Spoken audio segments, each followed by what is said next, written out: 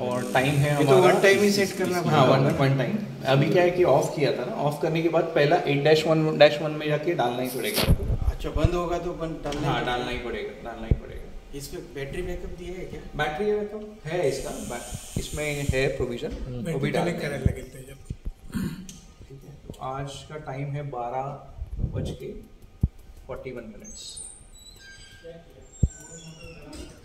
ठीक है, यासाठी वेगळा पासवर्ड टाकला तुम्ही? हाँ तो इंस्टॉलेशन पासवर्ड है, अप डाउन अप, ये पासवर्ड है। ये मैंने डेट एंड टाइम सेट कर दिया, तो अभी ये सारा लॉग्स में जाएगा। तो अभी करंट क्या है, ये वाला जो स्टेटस एलईडीज है उसमें फायर दिखा रहा है, फॉल्ट रहेगा तो एम्बर कलर का एलईडी आएगा, प्री अलार्म रहेगा तो आएगा। आपके केस में प्री अलार्म नहीं है क्योंकि डिटेक्टर कोई भी नहीं है। बाद में डिसेबलमेंट, अभी कुछ डिवाइसेस जहाँ पे बीम्स में काम चल रहा है या वहाँ पे लिफ्ट आपने प्रोविजन करके रखा है और कट हो रहा है और फायर कंडीशन दे रहा है, तो वहाँ पे पर्टिकुलर डिवाइसेस आप डिसेबल बाईपास कर सकते हैं, बाईपास कर सकते हैं। बाद में वन बाय वन गए। उसके बाद पैनल जब भी ऑन होता है आपका सिस्टम ऑन का एलईडी हमेशा ऑन रहेगा। बाद में अलार्म फॉल्ट हो सकते हैं उसमें, अलार्म यानी आपकी साउंडर कुछ फॉल्ट में है तो बाद में सप्लाई फॉल्ट, सिस्टम फॉल्ट।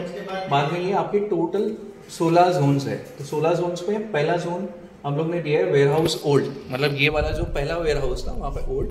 बाद में न्यू के लिए एक सेकेंड जोन दिया है, और ये ऑफिस एरिया के लिए अगर चाहिए तो इन फ्यूचर हम लोग थर्ड वाला जोन ले सकते हैं। तो ये प्रोविजन है। ये अप डाउन मेनूज है, एंटर 1, 3, 2 और एस्केप, नहीं तो लेफ्ट राइट अप डाउन ऐसे मेनू और एंटर के मेनूज भी दे सकते हैं। उसके बाद है हमारा लैम्प टेस्ट।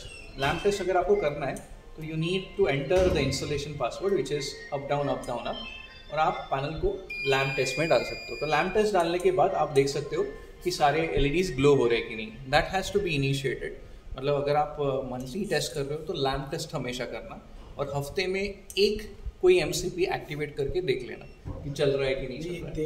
वो क्वार्टरली है। हाँ वो मैंने लिस्ट दे दी है, वो लिस्ट मैं बता देता हूँ, मतलब जब ये ट्रेनिंग होगा। बाद में इसके बाद आपका साउंडर एक्टिवेट साइलेंस, मतलब आपको इवैक्यूएशन देना है।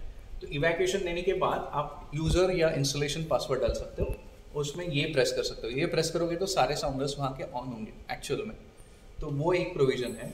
बाद में अगर आपको डिसेबलमेंट चाहिए ऑक्सिलरी रिलेस का, तो ये additional keys F1, F2, F3, F4। For example मुझे साउंडर कुछ ऑन ही नहीं करना है तो मैं सीधा F2 की प्रेस करूँगा। F2 की जब भी प्रेस करूँगा वो साउंडर डिसेबल हो जाएंगे। तो जितने भी साउंडर्स है अगर फायर भी आता है वो डिसेबल ही रहेंगे। तो अगर आपका मेंटेनेंस चल रहा है, ईजिएस्ट वे आपको बाईपास करना है, हाँ रिकॉर्ड तो होना चाहिए लेकिन बाईपास करना है तो साउंडर डिसेबल आप प्रेस करो। ठीक है, ये डिसेबल करने के बाद देखो डिसेबल का ऑप्शन आया था, सिलेक्टेड डिवाइसेस, यानी अगर आपको एक मिनट, हाँ ठीक है, इजी है। F3 यानी अगर आपको सारे बीम्स करना है तो मैंने सिलेक्टेड डिवाइसेस के लिए डिसेबल में कर दिया। फॉर एग्जांपल चारों बीम्स को मुझे बाईपास करना है तो ये प्रोविजन मैंने F3 का करके रखा है अभी की कंडीशन। मुझे मालूम है प्रोग्रामिंग में क्या क्या है।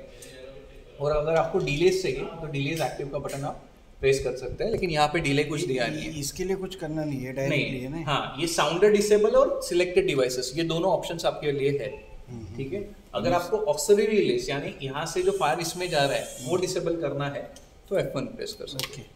ठीक है, आता पर्टिक्युलर देखो रिले एक्टिवेट हुआ था एक्चुअल में। पर्टिकुलर अगर मुझे एक डिवाइस ये करने का है, वो प्रोविजन है, मैं बताता हूँ। आपने एक बताया ना कि F3 आपने असाइन किया हुआ है, राइट। तो वो बीम के लिए एक बीम मुझे वो भी कर सकते हैं, हाँ। तो मैं एक एक एक्सप्लेन करता हूँ। पहले ये होना, उसके बाद क्यू रिव्यू, उसमें अगर मल्टीपल फायर्स है या